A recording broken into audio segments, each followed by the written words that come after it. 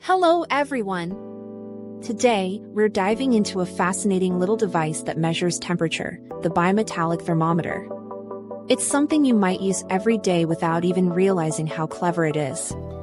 Let's explore how this simple yet effective tool works. First, what exactly is a bimetallic thermometer?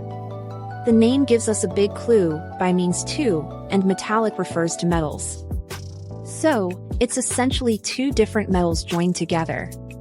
Imagine two thin strips of metal, like steel and brass, glued or welded firmly along their entire length. These two metals are chosen very carefully. Why?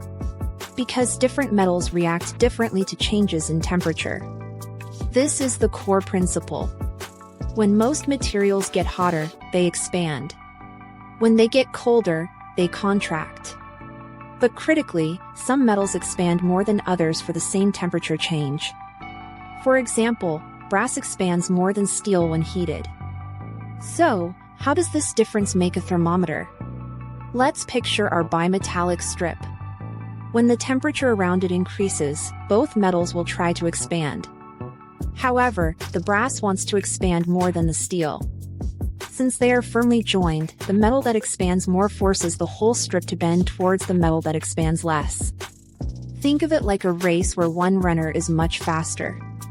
The faster runner pulls the slower runner along, causing a curve. If the temperature drops, the opposite happens. Both metals contract, but the brass contracts more.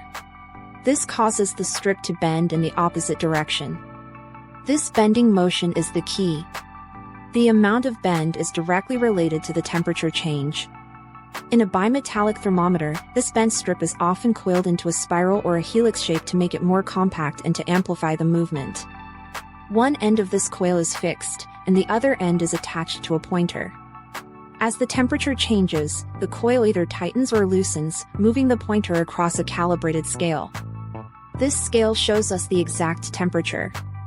It's a purely mechanical process.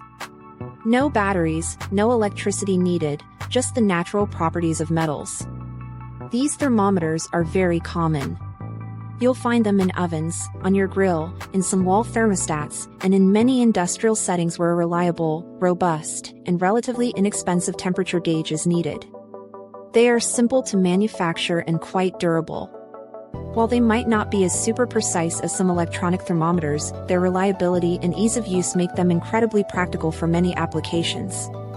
They are a wonderful example of science at work in everyday objects. Thank you for watching and learning about the bimetallic thermometer with me today. If you found this explanation helpful, please consider giving this video a thumbs up. And if you want to see more content like this, don't forget to subscribe and hit that notification bell. Your support helps this channel grow and allows me to create more educational videos for you. See you next time.